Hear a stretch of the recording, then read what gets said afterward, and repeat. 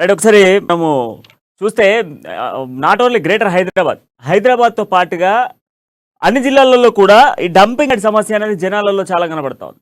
అయితే ఈ జన నివాసాలలో డంపింగ్ యార్డ్ ఏర్పాటు చేయడము, ఈ డంపింగ్ యార్డ్ను తరలించండి అని చెప్పినప్పటికీ కూడా అధికారులు స్పందించకపోవడము, స్థానికంగా ఉన్నటువంటి ప్రజలు అనేక ఇబ్బందులు పడుతున్నటువంటి సిచ్యువేషన్స్ కనబడతా ఉన్నాయి. అయినప్పటికీ కూడా అధికారులు మాత్రం నిర్లక్ష్య వైఖరి మాత్రమే కనబడతా ఉంది. డంపింగ్ యార్డ్ను ఎత్తివేయండి, మరొక చోటికి తరలించండి అని ఎన్నిసార్లు మొరబెట్టుకున్నా వినిపించుకోవట్లేదు. అధికారుల నిర్లక్ష్యం ఎక్కడికక్కడ కూడా కనబడుతుంది అంటూ కూడా స్థానికులు వాపోతా ఉన్నారు. ఈ వార్త మనకు వరంగల్ జిల్లా నుంచి కనబడతా ఉంది. దీనికి సంబంధించిన పూర్తి డీటెయిల్స్ అందించేందుకు మా ప్రతినిధి స్వామి అందుబాటులో ఉన్నారు. స్వామి, గుడ్ ఈవినింగ్ ప్రణయ్. మొత్తం గ్రేటర్ హైదరాబాద్ తర్వాత మా రెండో మహానగరంగా పేరు పొందిన ఆ గ్రేటర్ వరంగల్ కూడా ఇక్కడ అంటే ప్రభుత్వాలు ప్రసిద్ధికి ఆనవాతులుగా చేస్తున్న ప్రయత్నాలు మాత్రము ఒక ముమ్మంటి పోతున్నాయని చెప్పుకోవచ్చు. కానీ మొత్తానికి చూసుకుంటే కూడా ఈ నగరం నడి బోర్డులో కూడా డంపింగ్ యార్డ్ ఏర్పాటు చేయడం కూడా ఒక దుర్ఘటనకు ఒక ముక్కులు పగిలిపోయేలా కూడా ఒక దుర్వాసనతో కూడా గురవుతున్నాయి. కొంతమంది మాత్రం అక్కడ ప్రాణాలు కూడా చిలగాటమాడుతున్నారు అని చెప్పి కూడా వాపోతున్న పరిస్థితి కూడా కనపడుతుంది. ఎక్కడో కాదు, మహానగరంలోని అటు ఇటు వరంగల్, కాజీపేట, హన్మకొండ నడిబొడ్డున అంబేద్కర్ భవనం వెనకాల ఒక డంపింగ్ యార్డ్ నిర్మించడం జరిగింది. దాని పక్కలే ఒక పౌష్టికాహారం పేద ప్రజలకు అందించవలసిన ఎఫ్సై గోధుమ కూడా నిర్మించడం జరిగింది. దాని వెనకాల కూడా మొత్తం ఒక డంపింగ్ యార్డ్ తో పాటు ఒక మురికి కాలువలను కూడా తీయడం జరిగింది. దాంట్లో మొత్తం ఆ మురికి కాలువలతో పాటు అంటే డంపింగ్ యార్డ్ ఎక్కడ లేని చెత్త చెదారం తీసుకొచ్చి కూడా ఇక్కడ వేయడంతో కూడా చుట్టుపక్కల ప్రాంతంలో దుర్వాసన అంటే దుర్ఘటమైన వాసనతో కూడా కొన్ని ప్రాణాలు కూడా పోతున్నాయని చెప్తున్న పరిస్థితి కనపడుతుంది. మొత్తానికైతే స్థానికులు ఇటు పక్క ఒక పేరుకు గ్రేటర్ వరంగల్ అని పేరుకి చెప్తున్నారు తప్ప మీ ఇక్కడ చేసేది మాత్రం శూన్యమని చెప్తున్నా కూడా శూన్యమని చెప్తున్న పేద ప్రజలు ఇక్కడ మాత్రం అక్కడ విలవిలలాడిపోతున్నాయి. ఇటు పక్కన చూసుకుంటే బస్టాండ్ సమీపంలో డబుల్ బెడ్రూమ్ వెనకాల కూడా ఒక పెద్ద మురికి కాలువ కూడా ఉంది. అక్కడ కూడా పెద్ద డంపింగ్ యార్డ్ అంటే మున్సిపల్ వాహనాలకు కూడా ఒక నిలయంగా మారింది. ఇక్కడ కూడా చెత్త చెదరాన్ని కూడా ఒక డంపింగ్ యార్డ్ ఒక నగరం అవతల సైడ్ ఇటు ములుగు రోడ్డు కావచ్చు, ఇటు సైడ్ మడికొండ సైడ్ కావచ్చు, ఇక డంపింగ్ యార్డ్ కేటాయించినప్పుడు కూడా అక్కడ తీసుకెళ్లకుండా కూడా నగరం నడి మధ్యలో ఒక ఎఫ్సై గోదాం వెనుక చెత్త చెదారాన్ని కూడా నగరం అంతా చెత్తని తీసుకొచ్చి పోయడంతో కూడా ప్రజలు మాత్రము అక్కడి నుంచి డంపింగ్ యార్డ్ ఎత్తివేయాలని చెప్పి కూడా ప్రజలు హెచ్చరిస్తున్న పరిస్థితి కనపడతా ఉంది, ఆవేదన వ్యక్తం చేస్తున్న పరిస్థితి కనపడతా ఉంది. ప్రణయ్, స్వామి, గతంలో చూసుకుంటే రాంపూర్లో కూడా కొంత ఈ డంపింగ్ యార్డ్ను ఎత్తివేయాలి అన్నటువంటి వర్షన్ను ప్రజల్లోకి తీసుకొచ్చారు. ప్రజలు కూడా ఆందోళన చేసినటువంటి సిచ్యువేషన్స్ ఉన్నాయి. అక్కడ ధర్నాలు చేసినటువంటి పరిస్థితులు అయితే ఉన్నాయి. అయితే హన్మకొండ టౌన్లో కూడా ఒక డంపింగ్ యార్డ్ గతంలో మనం చూసినట్లయితే దీనికి సంబంధించిన ఇష్యూను కూడా లేవనెత్తుతూ చాలా వరకు ఈ సమస్య ఫేస్ చేస్తూ ఉన్నాం. వర్షాలు పడితే ఆ డంపింగ్ యార్డ్లో ఉన్నటువంటి చెత్తతో కలిపినటువంటి మురికి రోడ్లపైకి వస్తుంది అన్నటువంటి వాదనను కూడా విన్నాం. మరి అయినప్పటికీ కూడా గ్రేటర్ వరంగల్కి సంబంధించి మేయర్ కానీ అక్కడ ఉన్నటువంటి స్థానికంగా ఉన్నటువంటి కార్పొరేటర్ వ్యవస్థలు వీళ్ళందరూ అధికారులు ఎందుకు స్పందించట్లేదు?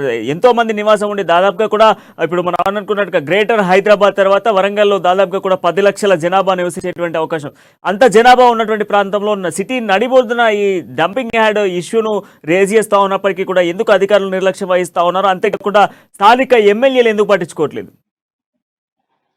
రైట్ ప్రణయ్, ఇది మన అర్బన్ డెవలప్మెంట్ అథారిటీస్ వాళ్ళు కూడా దీన్ని పెడచెవున అంటే ప్రజా సంఘాలు కావచ్చు, లేకపోతే సిపిఎం కమ్యూనిస్టులు కావచ్చు, చాలా సార్లు కూడా మెమోరాండాలు అంటే మేయర్ గుండు సుధారానికి కూడా చాలా సార్లు పలుమార్లు మొత్తుకున్నప్పటికీ కూడా అక్కడ నుంచి డంపింగ్ యార్డ్ ఎత్తివేయడం లేదు. అక్కడ అంబేద్కర్ భవనం వెనకాల ఉన్న మురికి కాలువలు కావచ్చు, పక్కన డంపింగ్ భారీ ఎత్తున చేస్తున్న డంపింగ్ కంపు వనంతో కూడా విలవిలలాడిపోతున్నారని చెప్పి కూడా స్థానిక ఎమ్మెల్యే వినయ్ భాస్కర్ కూడా పలుమార్లు చెప్పినప్పుడు కూడా ఆ డంపింగ్ యార్డ్ ను అక్కడి నుంచి తరలించలేకపోయారు. ఎందుకంటే ఇక్కడ ఈ నగరంలోని కూడా ఎక్కడ ఖాళీ ప్లేస్ లేదనే భావనతోని కూడా అక్కడ ఉంచడం జరుగుతుందని చెప్పి కూడా వాళ్ళు భావిస్తున్నట్టు నేపథ్యం కనపడతా ఉంది. కానీ మొత్తానికి చూసుకుంటే ఇక్కడ ఖాళీ ప్లేస్ లో కూడా ముంపు ప్రాంతాల్లో కూడా ఒక వాటర్ సోర్స్ ఉండే ప్రాంతాలను కూడా కబ్జకు గురైన ప్రాంతం కనపడతా ఉంది. మొత్తానికి ఇక్కడ కొన్ని డబుల్ బెడ్రూమ్లు అయితే నిర్మించారు. ఆ డబుల్ బెడ్రూమ్ పక్కన కూడా కంపు కొడుతున్న పరిస్థితి ఉంది.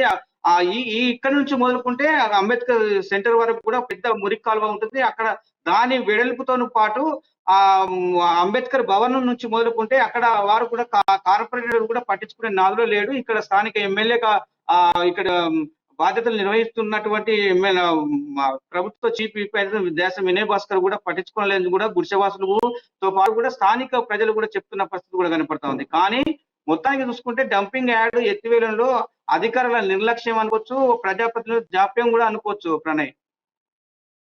స్వామి, అయితే గతంలో నన్నపనేని నరేందర్ ఒక ఆయన మేయర్గా ఉన్న నేపథ్యంలో కూడా ఈ యొక్క సమస్యకు సంబంధించి పెద్ద ఎత్తున కూడా హన్మకొండ బస్టాండ్ సమీపంలో కూడా నిరసన చేశారు.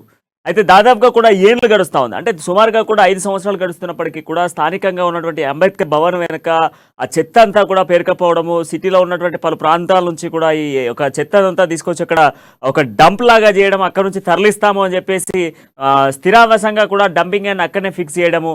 సో అంతేకాకుండా నూతనంగా కూడా నిర్మించినటువంటి ఈ యొక్క తెలంగాణ రాష్ట్ర ప్రభుత్వం ఇస్తున్నటువంటి డబుల్ బెడ్రూమ్ నిర్మాణాలు కావచ్చు, అదేవిధంగా సరౌండింగ్స్ లో ఉన్నటువంటి ప్రాంతాలన్నిటికీ కూడా వాటర్ ఏదైతే అందులో చెత్త నుంచి వచ్చేటువంటి వాటర్ అంతా కూడా వాటికి వెళ్ళి అక్కడ నుంచి దుర్వాసన దుర్వాసన వస్తా ఉంది అంటూ కూడా స్థానికులు వాపోతున్నప్పటికీ, సో మరి దీనికి సరైనటువంటి పరిష్కారం చూపించాలి, సరైనటువంటి న్యాయం చేయాలి అని అంటే మరి ఏమంటా ఉన్నారు? అంటే ఈ యొక్క సమస్యను అధికారుల దృష్టికి నేరుగా లేదా కలెక్టర్ దృష్టికి తీసుకెళ్లేటువంటి ప్రయత్నం చేశారా? కలెక్టర్ దగ్గరికి వెళ్ళిందా ఈ ఇష్యూ?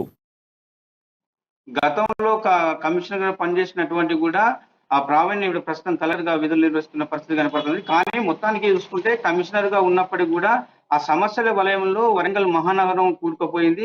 నాలాలు కావచ్చు, మురిక్కాలు కావచ్చు, ఆ రోడ్డు కూడా వెడల్పే కావచ్చు, తాగునీటి సమస్యతో కూడా వరంగల్ మహానగరం అంతా సమస్యల వలయంలో కూరుకుపోయిందని చెప్పొచ్చు. ఇప్పటికే కొంచెం కొంచెం అంటే నిన్నగాక మొన్న కొత్త కమిషనర్ కూడా ఆ విధులు నిర్వహించినప్పుడు కూడా ఈ రేపు దశాబ్ది ఉత్సవాల భాగంగా కూడా కొంచెం వేగవంతం అంటే పనుల పట్ల కూడా వేగవంతం చేస్తున్నారని చెప్పుకోవచ్చు. మొత్తానికి చూసుకుంటే కూడా అంటే అధికారులు కూడా ఒక పనిలో నిమగ్నమై దశాబ్ది ఉత్సవాల్లో కూడా భాగస్వాములు కావాలి, ఎక్కడ కూడా ఆ పని విభజన ఉండాలంటూ కూడా వేగవంతం చేసిన పరిస్థితి ఈ నేపథ్యంలో కనపడతా ఉంది. కానీ మొత్తానికి చూసుకుంటే ఈ ఈ అంటే ఈ 2 రోజుల పాటు చేసిన పనులు కూడా గతంలో కూడా చేయలేకపోయింది. ఎందుకంటే రానున్న అసెంబ్లీ ఎలక్షన్ లో కూడా ఈ పనులన్నీ కూడా పునరావృతం అవుతాయని చెప్పి భయంతో కూడా రాజకీయ నాయకులు అంటే ప్రస్తుతం ఉన్న ప్రభుత్వ ప్రజాప్రతినిధులు మాత్రం భయాందోళనకు గురవుతున్న పరిస్థితి కనపడతా ఉంది.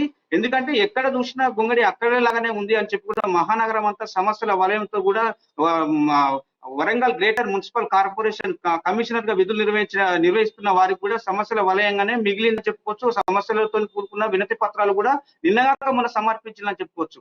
ఇవాళ కూడా చూసుకుంటే ఆ గ్రేటర్ వరంగల్ లో కూడా కార్పొరేటర్ పనులు లేక, జీతాలు చెల్లించలేక వెహికల్ డ్రైవర్లకు ఆ మురికాలువలు అంటే చెత్త బుట్టలను తీసుకుపోయే డ్రైవర్లకు కూడా వేతనాలు చెల్లించలేక కూడా గ్రేటర్ వరంగల్ మున్సిపల్ కార్పొరేషన్ కూడా అక్కడ కిరోసిన్ పోసుకుని కూడా ఆత్మహత్య యత్నం కూడా చేసిందని చెప్పుకోవచ్చు. కానీ మొత్తాన్ని చూసుకుంటే ఇక్కడ గ్రేటర్ వరంగల్ నగరంలోని చెత్త చెదారంతోని సమస్యల వలయంలో ఇరుక్కుపోయిందని చెప్పుకోవచ్చు ప్రణయ్.